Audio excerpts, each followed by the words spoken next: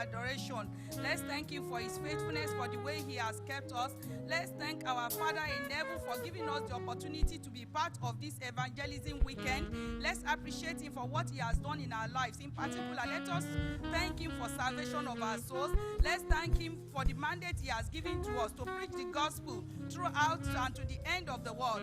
Let's thank God. Let's thank him for our spiritual blessings, our blessings, uncountable. Let's give him glory in the mighty name of Jesus.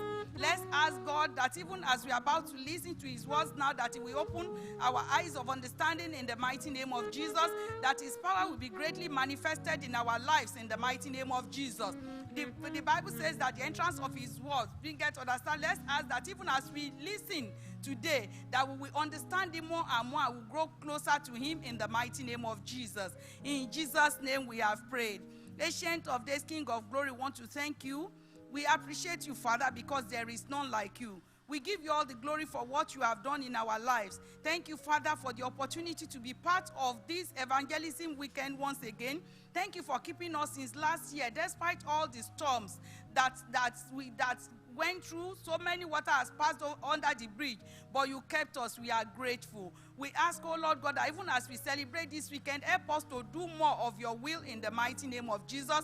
Open our eyes of understanding, Father, and we pray, Lord God, that you give us the zeal, the grace to win more souls to your kingdom in the mighty name of Jesus. Thank you, precious Father. I pray, Lord God, that even as we study your words now, Father, Lord God, that your Holy Spirit will minister to us wherever we may be, even for those connecting through the social media. Father, that we will all experience your miracle signs and wonders. In the mighty name of Jesus Christ, we have prayed. Praise the Lord. Praise the living Jesus. This weekend is the evangelism weekend of the Redeemed Christian Church of God.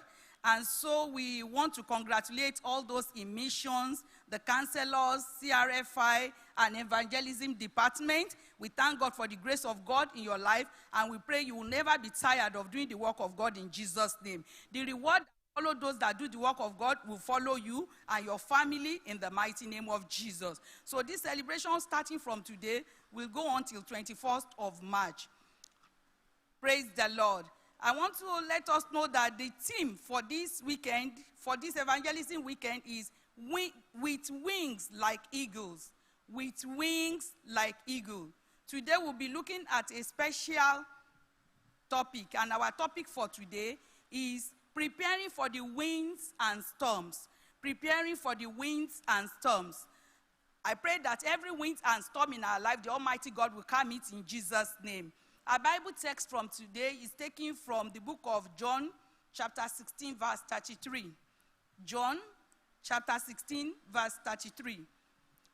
It says, "These things I have spoken unto you, that in me ye might have peace. In the world ye shall have tribulation, but be of good cheer. I have overcome the world." Praise the Lord. Praise the living Jesus. Now, I would like us to understand the meaning when we say storm. What does storm mean? Actually, if you check the dictionary, the storm will tell you, storm means a disturbance of the atmosphere that is marked by wind, and usually there will be rain, snow, hail, sleet, or thunder and lightning. You can imagine if all those things are combined together. And we also have what we call storms of emotion, which is a sudden or violent commotion. May we not have commotion in the mighty name of Jesus. So that's the meaning of, when we know the meaning of storms, winds and storm, then we'll see that it's an important thing to study about winds and storm. You know what happened is that when there is storm, you can imagine there is rain, there is hail, there is thunder, everything and lightning. When you have storm, a severe storm can kill animals and birds without any exception. It can even kill human beings. The storm is so, you see sometimes when it's storming, when we watch, you see so many havoc being caused. And as we know, when we say storms can kill any animal, it means also it can kill birds. There are so many animals, but birds, you know the size of birds. Some birds are so small. So there are also different categories of birds and fowls. And because they are different in categories, they have different flight abilities and adaptability to elements of weather and nature. So the capacity, the ability of a bird to cope differ depending on which type of bird it is. But the scientists, they have studied the birds, they have studied the fowls, and based on their research and observation, the animal scientists concluded that the eagle is always the best prepared for storm. Is the most prepared for winds and for storms. Why did they say so? This is because it's able to glide in the storm. The eagle glides in the storm. When you say something is gliding, which means it moves smoothly, very smoothly, continuously, and effortless. And I pray for you that today, every storm in your life, you will glide over it in the mighty name of Jesus. Other birds can also survive the storm. It's not that they don't survive, but there are different methods of surviving.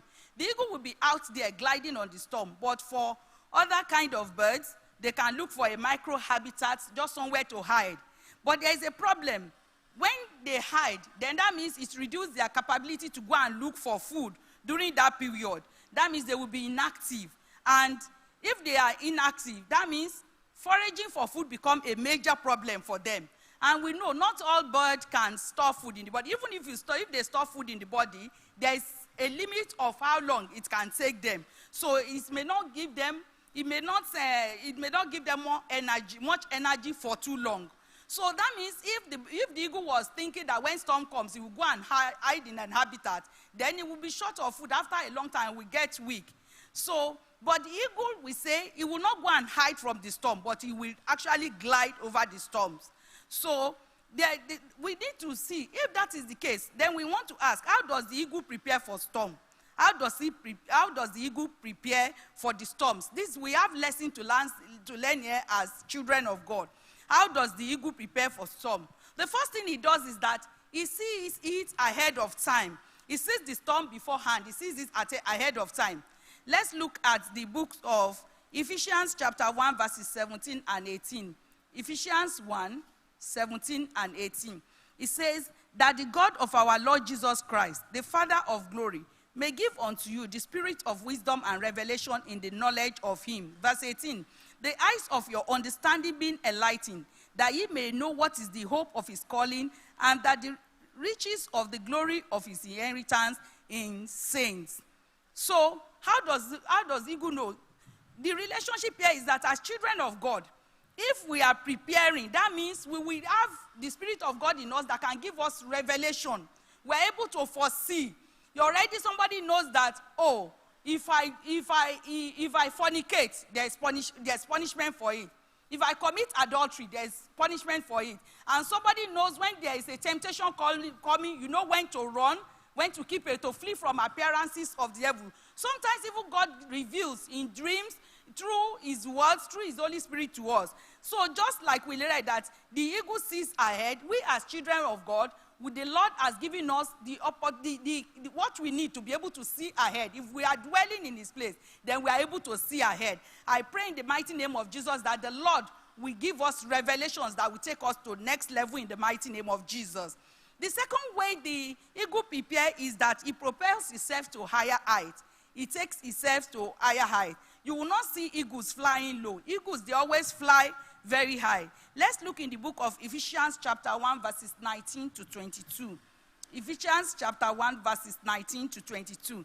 It says, and what is the exceeding greatness of his power to us who believe, according to the working of his mighty power, which he wrought in Christ when he raised him from the dead and set him on his own right hand in heavenly places, far above principalities and power and might and dominion and every name that is named, not only in the world, but also in which is to come, and had put all things under his feet, and gave him to be the head over all things to the church. Praise the Lord.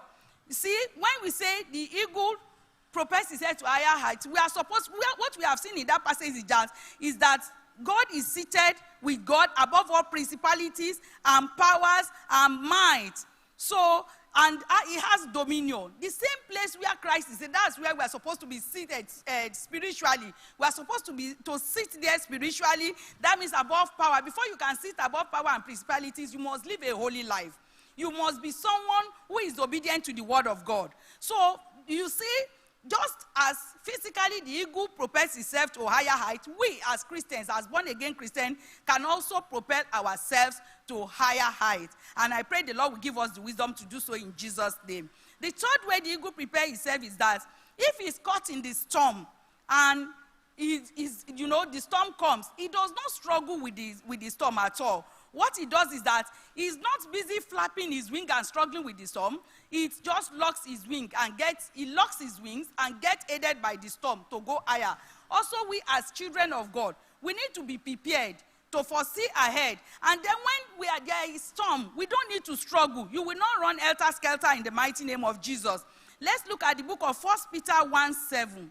1 Peter 1, chapter 7. It says that the trial of your faith, being much more precious than of gold that perisheth, though it be tried with fire, might be found unto praise and honor and glory at the appearing of Jesus Christ. I pray that every trial you are going through today will be unto praise and honor and glory of God in the mighty name of Jesus. In case you don't understand that, what that means is that if you are in trial today, the end of it will be glorious. Your level at the end of it will be higher than your expectation in Jesus' name.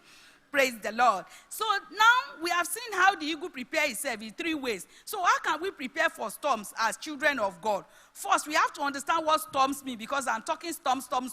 If someone loses his job, that is storm.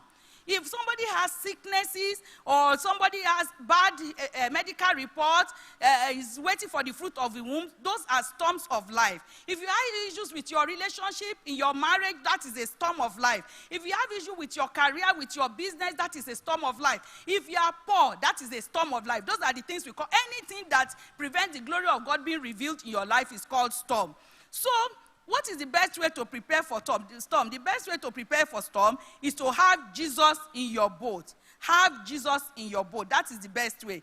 Let's look at the book of Mark chapter 4, verses 35 to 41. Mark chapter 4, verses 35 to 41. It says, and the same day, when the even was come, he said unto them, let us pass over unto the other side.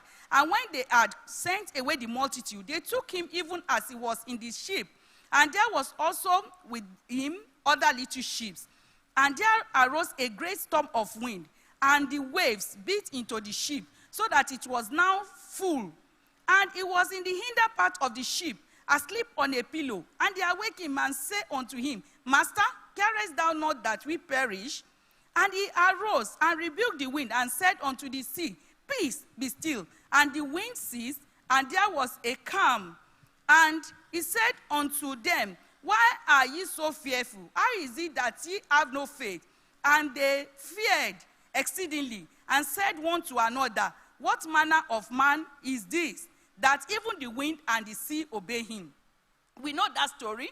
The disciples of Jesus Christ were with him in the boat, and there was a storm. And they went and woke him up. And he said to them, why are ye so fearful? How is it that ye have no faith? So if you are fearful, that means your faith is little. Brethren, if you are fearful, your faith is little. The Lord will increase your faith in the mighty name of Jesus. The grace to continue to trust in him, the Lord will give unto you in Jesus' name. He told Paul, the Lord told Paul, I said, my grace is sufficient for you. I decree upon your life today that the grace of God will be sufficient for you in the name of Jesus. So the surest way to prepare for storm is to have Christ in your boat. Give your life to Christ, be born again, live a holy life. Only Jesus knows the best way to navigate the different storms of life. There is no single way to it.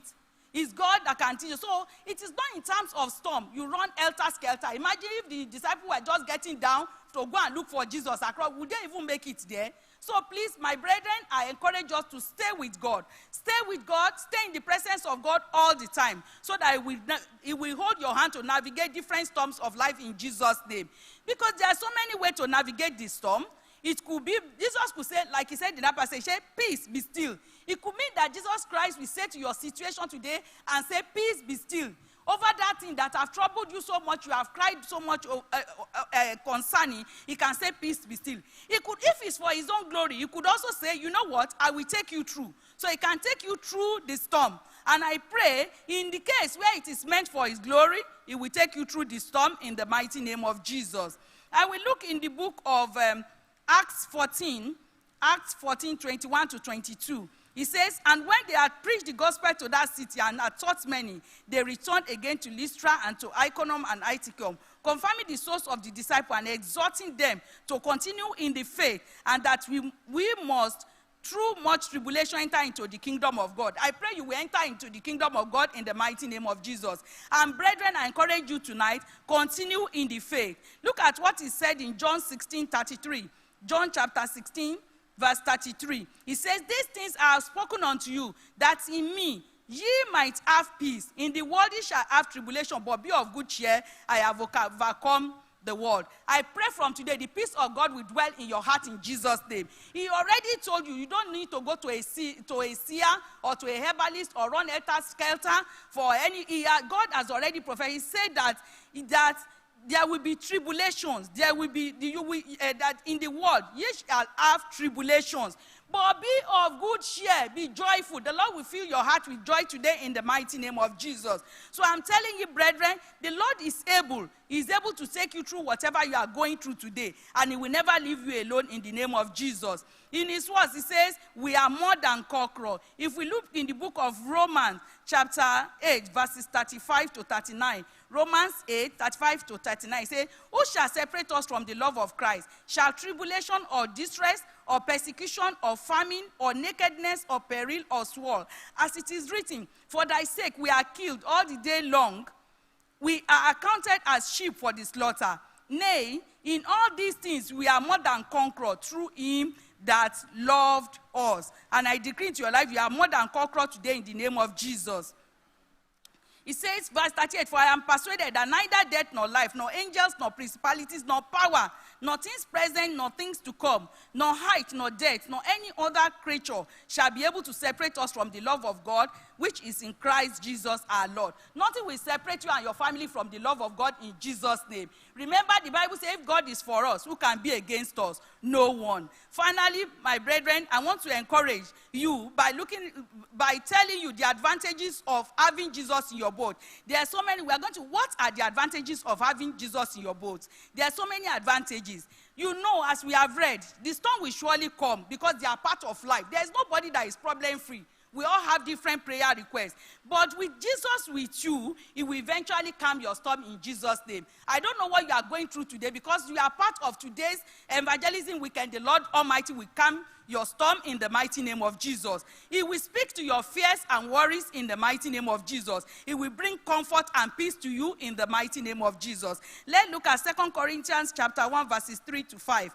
2 Corinthians chapter 1, verses 3 to 5. He said, blessed be God, even the Father of our Lord Jesus Christ, the Father of mercy and the God of all comfort, who comforted us in all our tribulation, what that we may be able to comfort them which are in any trouble, by the comfort wherewith we ourselves are comforted of God. For as the suffering of Christ abounded in us, so our consolation also abounded by Christ. I pray the Lord will comfort you on all sides today in the mighty name of Jesus.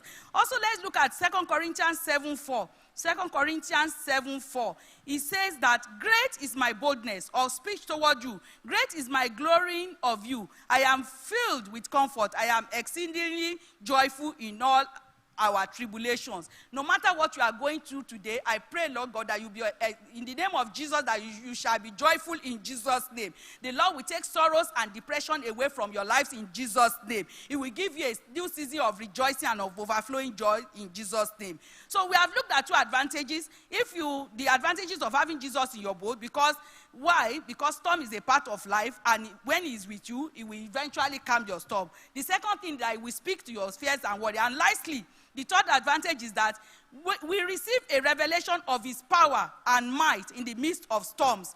When Jesus is in the boat, the disciples got a fresh revelation of the personality of Jesus after he stilled the storms. When you are going through tribulation, you get a fresh revelation of Jesus. If you look at the last verse of that place I read, of that place, Mark 4:41, if you look in the last verse of that passage, it says, And they feared exceedingly and said one to another, what manner of man is this, that even the wind and the sea obey him? They never knew that wind and sea can obey Christ. So in what you are going through now, you will see the glory of God in a new dimension in the mighty name of Jesus. The Lord will never leave you and your family alone in Jesus' name. In conclusion, winds and storms are a part of life, but its effect or impact depends on who you are and whose you are. I will take the last Bible passage, Matthew chapter 7, verses 24 to 27. Matthew chapter 7, verses 24 to 27 say, therefore, whosoever heareth these things of mine and doeth them, I will like him unto a wise man, which built his house upon a rock, and the rain descended, and the floods came, and the winds blew, and built upon that house, and it fell not, for it was founded upon a rock. And everyone that heareth this saying of mine and doeth them not shall be likened unto a foolish man, which built his house upon the sand. And the rain descended, and the flood came, and the winds blew, and beat upon that house, and it fell, and great was the fall of it. I pray for you will not be foolish in the mighty name of Jesus. If you build on the word of God, then you are wise. But if you don't, then the person is foolish. We will not be foolish in the mighty name of Jesus. So, brethren, haven't heard all that. Shall we stand and take this prayer point? You know, the Bible says that he that winneth soul is wise. You pray and say, Father, help me not to be foolish in the mighty name of Jesus. Give me the grace not to be foolish in the mighty name of Jesus. Say, Father, help me to win souls unto your kingdom in the mighty name of Jesus, that I will receive many crowns on the last day in Jesus' name. Say, Father, give me the grace to win souls unto your kingdom in the mighty name of Jesus. Help me not to be foolish. Help me to build on your rock in the mighty name of Jesus. Help me to build on the solid rock in Jesus' name. We're also going to say, Father, help me to do your will. Help me to do your will in whatever I'm going through in the mighty name of Jesus. It doesn't matter the storm or whatever I'm passing through. My Father in heaven, help me to do your will. Help me to do your will. Help me to do your will in the mighty name of Jesus. Father, help me to do your will, that I will experience peace in the mighty name of Jesus. In Jesus' name we have prayed. Everlasting King of glory, we ask, oh God, that you will have mercy upon us to do your will, that in all storms of life you will calm the storm for us in the mighty name of Jesus. Thank you for your words we have heard. We pray that will not stand against us on the last day in Jesus' name. I have peace like a river, peace like a river.